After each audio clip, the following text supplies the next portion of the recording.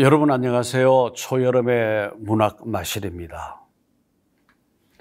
이번에는 고통 속에 핀 꽃 명작의 예술원 시리즈 세 번째로 방랑시의 명편 중국의 시성 두보에 대해서 함께 살펴보겠습니다. 제가 어린 시절에 중학교 다닐 때에 문학의 뜻을 두기 시작하면서 문장을 외우고 글을 쓰기 시작했습니다. 하기로 하면 외워야 할 시와 산문들이 절비했고 또 그렇게 외운 문장의 구절들은 글을 쓰는 펜 끝에서 여러 모양으로 되살아나 허약한 저의 글쓰기를 부축해 주었습니다.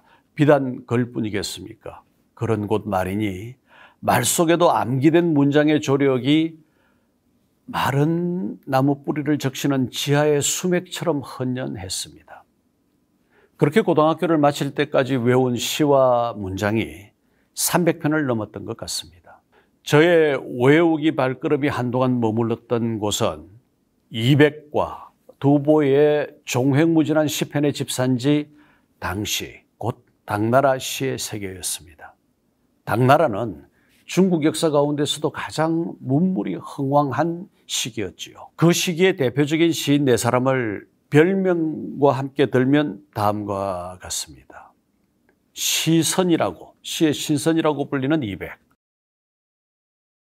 시성이라고, 시의 성인이라고 불리는 두보, 시불, 시의 부처라고 불리는 왕유, 그리고 시귀, 시의 귀신이라고 불리는 이하, 이 네 사람이죠. 이 경우에 이하는 귀신같이 시를 잘 쓰기 때문에 시귀라는 별명을 얻기도 했지만 이하의 시세계에 유기, 유령과 귀신을 다룬 구절들이 많기 때문에 시귀라고 부르기도 했던 것입니다. 그런가 하면 백거이, 백낙천 또한 당나라 시대의 시인입니다. 이태백, 이백의 답산중인에 대해서 잠깐 얘기를 하고 넘어가겠습니다. 답산중인은 산속에서 만난 사람에게 답함 이런 뜻이죠. 산중문답이라는 시집 속에 있습니다. 근데 이 시는 저로서는 끝까지 실현 불가능할 세속으로부터의 초월이 어떤 것인가 이것을 어렴풋이나마 짐작하게 했습니다.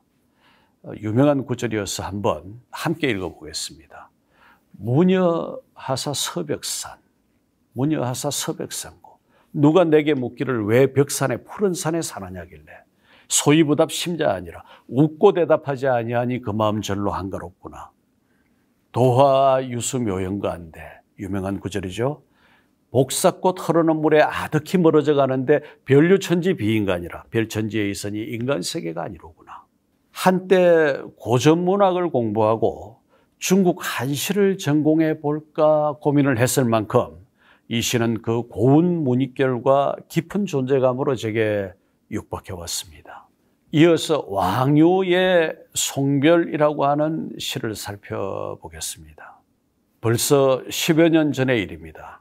지금은 고인이 된 당대의 문학평론가 김윤식 선생께서 제가 미국으로 문학 강연을 떠나기 전날 조교편으로 서신을 하나 보내셨습니다. 왕유의 온 곳이 이별시, 송별이 얇은 편지지에 자필로 적혀 있고 말미에 가는 도중 주막에 들리거든 목이나 축이시오라는 전언이 적혀 있었습니다. 그리고 그와 함께 노잣돈 100달러 지폐 한 장이 들어 있었어요. 선생께서 어디 이런 데 세세히 신경을 쓰는 분이셨던가요? 저는 감격으로 목이 메었고 돌아오는 길에 선생이 드시지도 않는 이 양주 한 병을 사들고 왔습니다. 참 모자라고 바보 같은 응대가 아닐 수 없었죠.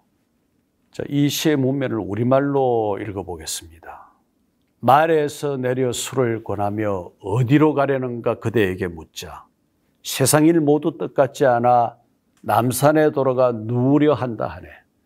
그렇다면 여름말 말고 그저 떠나게나 거기는 언제나 흰 구름 입으려니.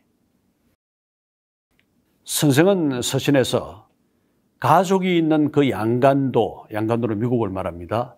북간도와 대비해서 생각을 해보시면 되겠죠. 양간도가 그대에겐 바로 남산이 아니겠소라고 적었습니다. 왕유의 시에 나타난 흰 구름은 산중의 생활을 상징하는 것으로 자주 쓰입니다. 시의 화자는 벗이 언둔처로 떠나는 것을 못내 아쉬워하면서도 벗이 그곳에서 흰 구름과 함께 생활하기를 원합니다. 유유자적한 풍류의 정신이 그대로 드러나 있어 송원이 사안서, 이 왕유의 유명한 이별시 중 하나입니다. 벗 원희를 안서 지방으로 보내며 이런 뜻이에요. 송원이 사안서와 비슷한 주제의식을 보이고 있습니다. 이처럼 언자의 세계를 노래하면서도 관조적이고 낙천적인 풍류의 정신이 잘 집약되어 있는 것, 왕유시의 특징이기도 합니다. 김윤식 선생의 소중한 추억이 결부되어 있는 시 송별, 저게는 실로 명편의 시가 아닐 수 없습니다. 자, 이제 두보로 넘어가 보겠습니다. 두보의 시 한 구절에 국파산하제라는 것이 있습니다. 나라는 부서지고 산하만 있다. 즉 전쟁으로 인하여 나라는 망하였어도 산천은 옛날 그대로 남아있어 슬픈 마음을 자아낸다는 뜻입니다.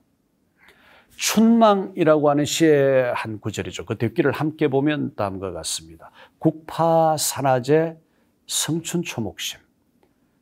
나라는 부서졌어도 산하는 남아 성안에 봄이 오자 초목이 우거진다.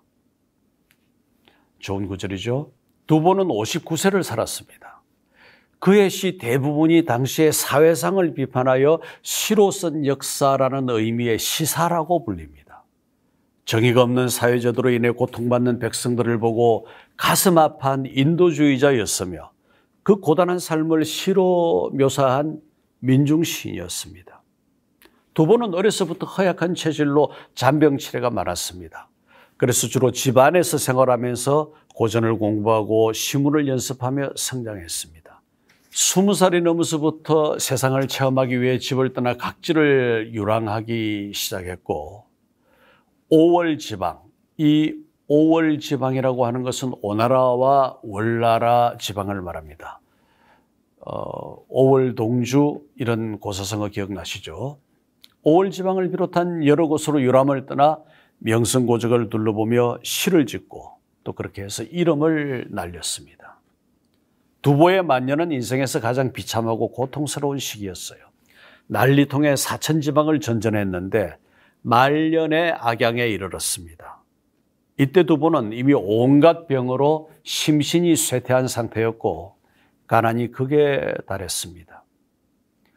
죽기 한 해 전인 769년에는 배에 거적을 얹어 지붕을 만들고 이 배를 집삼아 동정호를 떠돌아다녔습니다. 이순을 앞둔 나이에 두보는 아무도 모르게 고통스러운 일생을 마쳤습니다. 지금까지 전하는 두보의 시는 대략 1470여 편입니다. 그 시들을 보면 고난으로 가득한 유랑의 정감을 노래합니다. 두보의 시는 그런가 하면 엄격한 정신을 표현한 격조 높은 품위를 가지고 있습니다. 그에게 그 생애가 당착한 고난과 고통이 없었다면 그 명편의 시들이 지금까지 존재할 수 있을까요? 다음은 두보가 동정호변 악양루에 올라서 쓴 오원율시. 오원율시라고 하는 것은 5자 8줄로 된 시를 말합니다. 등악양루입니다. 우리말로 풀어서 읽어보겠습니다. 지난날 동정호의 명성을 들었는데 오늘에야 비로소 악양루에 올랐다. 오나라와 총나라는 동남으로 나뉘어 있고 하늘과 땅이 밤낮으로 그 물 위에 떠 있네. 친한 친구로부터는 한자 소식도 없고 넓고 병든 나는 외로운 배에 몸을 두었네. 관산 북쪽 중원 땅은 아직도 전쟁이라는데 난간에 기대서니 그저 눈물만 흐른다. 일생을 객지로 떠돌며 전란을 겪고 고향과 가족을 그리워하면서 시를 쓴 이 방랑시인 두보가 악양루에서 동정호를 바라보며 외로움에 눈물 짓는 시의 문면입니다. 두보의 생활을 압축적으로 보여주고 있죠. 동정호는 서울의 6배 크기로 중국에서 두 번째로 큰 담수호입니다. 3, 4세기에 이 삼국시대죠. 동호의 손건과 촉한의 유비가 이마를 맞대고 새를 다투던 각축전의 현장입니다. 그런 만큼 전설처럼 전해오는 사연도 많습니다. 동정호 한가운데 있는 섬이 저 유명한 군산도입니다. 군산도에는 조선시대 순임금의 두 부인 아황과 여영, 이 두 분은 자매간이기도 합니다. 아황과 여영의 유적이 오랜 세월의 풍화작용을 견딘 채 남아 있습니다. 제가 그 유명한 악양루를 찾아간 것은 2018년 8월 중국 호남성 장사에서 열린 제14차 아시아 아동문학대회에 한국 대표로 다녀올 때였습니다. 한국아동문학연구센터의 소장을 맡고 있었기 때문이었죠. 장사라는 곳은 나관중이 쓴 삼국지 연의에서 관우, 황충, 위연 등의 연걸이 충돌하는 격전의 현장이었습니다. 그러나 이제는 그 역사적 발자취를 찾을 길 없고 거주 인구와 지역의 외연이 확장된 거대 지방도시일 뿐이었습니다. 그러나 장사에서 육로로 2시간 정도 거리에 있는 악양은 풍광과 흥취가 매우 달랐습니다. 우선 거기에는 중국 역사 전반을 관통하는 시문의 명성 악양로가 있고 시선 200과 시성 두보를 비롯한 역대의 문필들이 악양로에 올라 절창의 시를 남긴 기록이 있습니다. 역사 과정 속에 소실된 악양로는 중건되어서 지금 황금색 지붕을 자랑하는 3층의 건물로 높이 서 있습니다. 그 악양로에 두보의 등 악양로를 모택동의 글씨로 새긴 현판이 걸려 있습니다. 저는 그 앞에 서서 한동안 그 현판을 바라보며 한편으로는 두보를 또 다른 한편으로는 마오쩌둥, 모택동을 생각해 보았습니다. 중국의 문화와 중국의 이 정치를 대표하는 두 사람이 거기에 함께 있었던 것이죠. 악양루를 바라보고 있는 동정호는 우리 옛 고전문학 작품에도 여기저기 등장합니다. 서포 김만중이 쓴 사시남정기에 남행한 사시가 동정호의 두 왕후를 현몽으로 만나 위로와 격려를 받는 장면이 있습니다. 그런가 하면 춘향전 완판 84장본 춘향의 옥중 꿈 장면에 두 왕후가 나타나기도 합니다. 여러분, 국가불행시인행이란 유명한 시의 한 구절이 있습니다. 중국 청나라의 역사가 조2기, 전시대 금나라의 시인 원호문의 시를 평하면서 한 말이죠. 이 말을 문자 그대로 풀이하면 국가가 불행해야 시인이 행복하다는 말이 되는데 그것은 잘못된 해석이고 험난한 시대 속에 시인이 고통의 과정을 거쳐야 좋은 작품을 생산할 수 있다는 뜻입니다. 험악한 시대를 깨어있는 정신으로 살았다라고 한 것은 신라권을 쓴 존 밀턴입니다. 그런데 여기서 살펴본 두보야말로 험악한 시대, 힘겨운 시대적 환경과 맞서서 또 고향과 가족을 그리면서 그렇게 천하를 떠돌면서 깨어있는 시를 썼습니다. 그의 방랑 시편들은 그처럼 높은 세상살이의 경랑 가운데서 찾아낸 보석 같은 것들이죠. 두보의 가슴 속에는 온갖 어려움에도 굴하지 않는 불꽃 같은 예술혼이 살아있었고 그로 인해 중국을 넘어 세계문학사에 빛나는 문필의 개선의 노래를 이루었던 것입니다.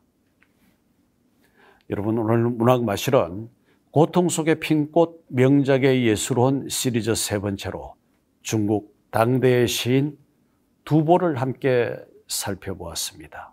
함께해 주신 여러분 대단히 감사합니다.